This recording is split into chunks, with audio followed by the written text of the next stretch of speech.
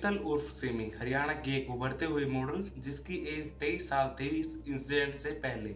लेकिन उसने 23 साल की उम्र में बहुत ही कुछ देख लिया था, चाहे वो शादी करना हो या फिर दो बच्चों की माँ बनना हो या फिर एक होटल के अंदर मैनेजर का काम करना हो। 23 साल की उम्र में वो सारी ये चीजें कर ही रही थी, लेकिन एट द एंड उसको ये सारी चीजें मिलनी शुरू हो गई थी जो उसको चाहिए थी। उसका जो करियर था वो मॉडलिंग के अंदर बनना शुरू हो गया था, लेकिन वो नहीं जानती थी 14 और 15 जून की रात को उसके साथ कुछ इतना ज्यादा भयानक हो जाएगा जो उसने एक्सपेक्ट भी नहीं किया था। शीतल उर्फ सिमी वैसे तो ये बिहार के रहने वाली थी, लेकिन शीतल और उसकी बहन नेहा इन दोनों की शादी हो गई थी और ये हरियाणा के अंदर इनकी शादी हुई थी। और अब ये दोनों ही बहनें हरियाणा के अंदर रह रही थी, लेकिन वक्त बीतते बीतते जो शीतल थी वो अपना करियर मॉडलिंग में बनाना चाहती थी, जो कि अपना मॉडलिंग के अंदर नाम बनाना चाहती थी, लेकिन ये चीज उसके पति को बिल्कुल भी मंजूर नहीं थी। और इन्हीं सब चीजों के चलते हुए आर्गुमेंट इतने ज्यादा बढ़ जाते हैं कि दोनों को ही डिवोर्स लेना पड़ता है, क्योंकि जो नेहा का हस्बैंड था वो अमेरिका के अंदर रह रहा था और इसीलिए दोनों ही बहनें अब तक साथ में रह रही थी। पानीपत के अंदर रहते रहते दोनों की लाइफ बहुत ज्यादा शॉर्टेड थी, लेकिन अब जैसा कि मैंने आपको बताया शीतल अपना करियर बनाना चाहती थी, बहुत सारी अपॉर्चुनिटीज का वेट कर रही थी और अपॉर्चुनिटी का वेट करते करते उसकी दोस्ती होती एक लड़के से जिसका नाम था सुनील।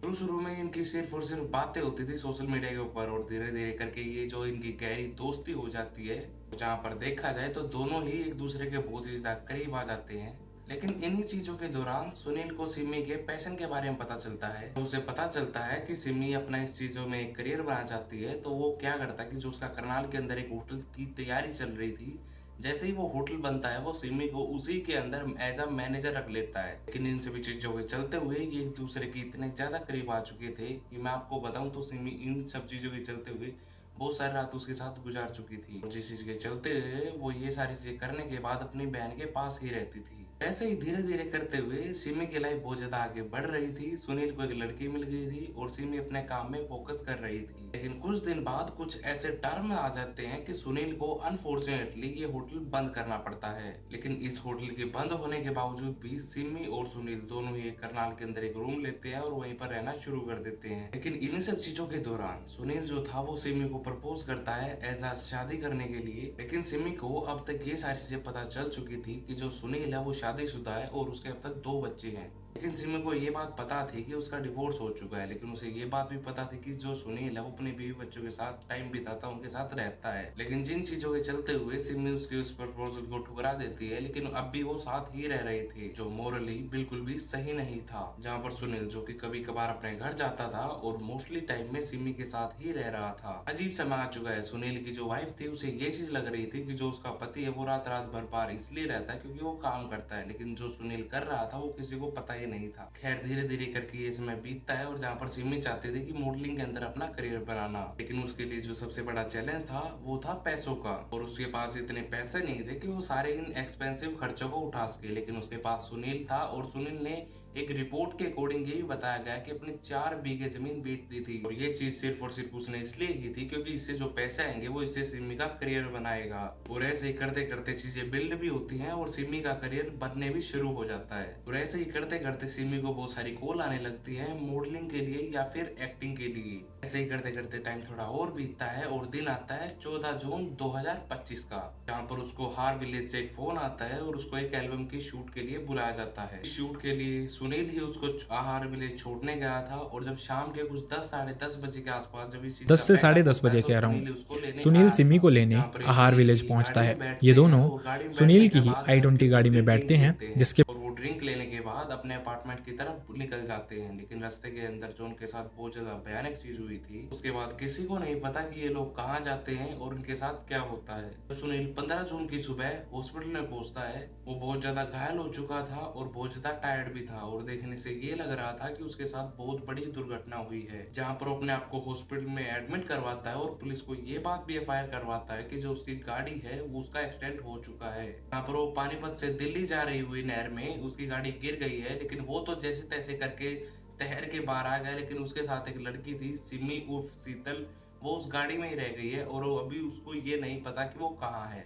ना ही तो अब उसको शीतल का पता है और ना ही उसकी गाड़ी का पता है। वो जैसे तैसे करके तैर के बाहर निकला और अभी फिलहाल हॉस्पिटल में है। जैसे पुलिस को ये सारी चीजें पता चलती हैं, पुलिस उससे पूछती है कि उसकी गाड़ी का एक्सीडेंट कैसे हुआ, जिसके बाद कुछ गोताखोरों की मदद से इस गाड़ी को बाहर निकाला जाता है। लेकिन जिसके बाद सबसे बुरी जो दिक्कत थी वो ये थी कि ना ही तो इस गाड़ी के अंदर शीतल थी और ना ही शीतल का किसी को पता था। जो गोताखोर थे वो उसके आसपास का भी एरिया देखते हैं, लेकिन उनको सिमी बिल्कुल भी नहीं मिलती है। लेकिन अब पुलिस को सिर्फ और सिर्फ एक ही चीज के ऊपर आस थी कि या तो सिमी की जो लाश है वो खुद ही साइड लग जाए या फिर कुछ गोताखोर या फिर लोग को उसकी लाश दिख जाए। और उसके बाद ये खबर पूरे पानीपत में फैल जाती है और जहाँ पर लोग इन सभी चीजों को ढूंढने में लग जाते हैं। लेकिन जब ये सारी चीजें हो रही थी तो उसी के दौरान जो शीतल की बहन थी नेहा, वो भी एफआईआर लिखवाने पुलिस स्टेशन पहुंच जाती है, क्योंकि जो उसकी बहन थी वो मिसिंग थी। और साथ ही वो पुलिस को कुछ और भी बताती है, जो कि मैं आपको थोड़ा सा स्टोरी के अंदर आगे बताने ही वाला हूँ। खैर अब तक पुलिस शीतल की लाश को ढूंढ रही थी जैसे तैसे। कुछ ही टाइम बाद उनको सोनीपत से एक फोन आता है, जहाँ पर एक खरखोदा के अंदर एक नहर के अंदर उनको 16 जून को एक लाश मिली थी।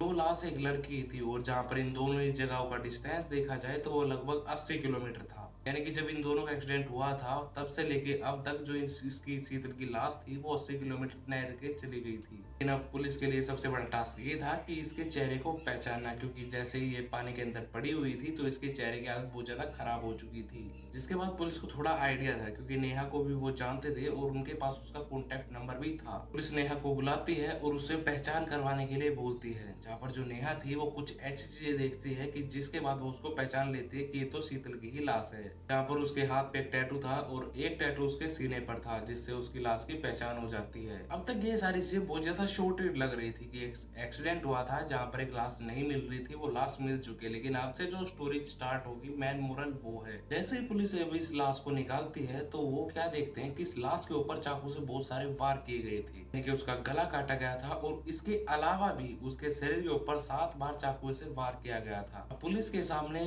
कोई भी ऐसा इंसान नहीं था जो ये कर सकता हो, वो सिर्फ और सिर्फ एक ही इंसान था, वो था सुनील। इसके अलावा जो इन्फॉर्मेशन मैंने आपको बताई कि नेहा ने पुलिस को और भी कुछ इसके अलावा बताया था कि जिस रात शीतल यहाँ से गायब हुई थी उसी रात शीतल की 1:30 बजे उसको वीडियो कॉल आई थी। इसके अंदर वो रो रो के ये बात बोल रही थी कि सुनील उसको मार रहा है, उसको पीट रहा है। थोड़ी देर बाद ये वीडियो कॉल जो है कट हो जाती है और उसके बाद नेहा का शीतल के साथ कोई कॉन्टेक्ट नहीं हो पाता। अगले दिन जब उससे कोई कॉन्टेक्ट नहीं हो पा रहा था या फिर उसकी कोई खबर नहीं आती है तो वो उसके बाद पुलिस स्टेशन पहुंचती है। अब इसके बाद उनको कुछ भी चीज नहीं दिख रही थी, क्योंकि यहाँ पे साफ साफ पता चल रहा था कि वो सुनील के साथ और सुनील ने ही उसको मारा है। जिसके बाद पुलिस सुनील के पास पहुंचती है, यहाँ पर पुलिस सुनील से पूछताछ करती है और जहाँ पर सुनील उनकी बातों को टाल रहा था। अक्सर ऐसा लोग जब उनका कुछ भी सच पकड़ा जाता है तभी करते हैं, और जब पुलिस उनके ऊपर सख्ताई दिखाती है तो सुनील सारी चीजें सच बता देता है। जहाँ पर सुनील ये बात बताता है कि उसने हर वो कोशिश की जो कि शीतल का करियर आगे जाके बना सके, वो आगे जाके शादी कर सके। लेकिन जैसे ही सुनील को ये बात पता चली थी कि उसने उसका प्रपोजल ठुकरा दिया है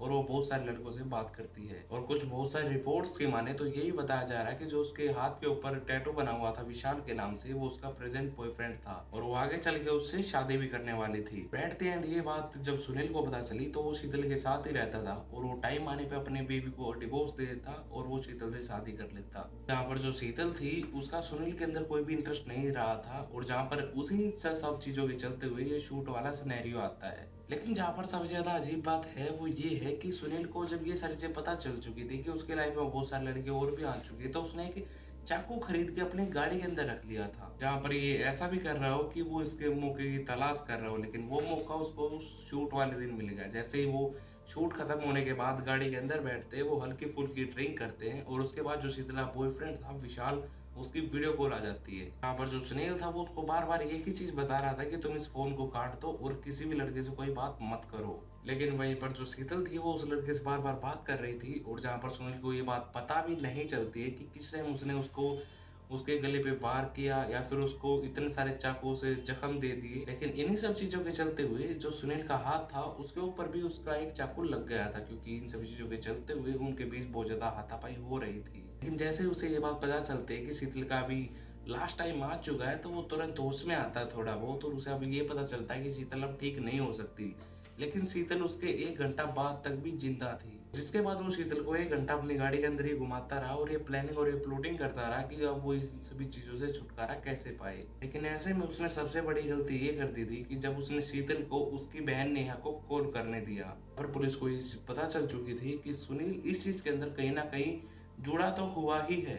खैर इस केस के बारे में बहुत सारी रिपोर्ट अभी चल ही रही है, इस केस के ऊपर कार्रवाई चल रही है और जैसे ही कुछ ना कुछ हमें ऐसी न्यूज़ मिलती है देखने को तो मैं कम्युनिटी पोस्ट के अंदर उन सारी चीज़ों की डिटेल आपको दे दूंगा। आई रियली होप आपको इस वीडियो के अंदर कुछ ना कुछ सीखने को तो मिला ही होगा। मिलूंगा आपसे फिर किसी नई वीडियो के साथ, तब तक के लिए आपका लक्ष्य।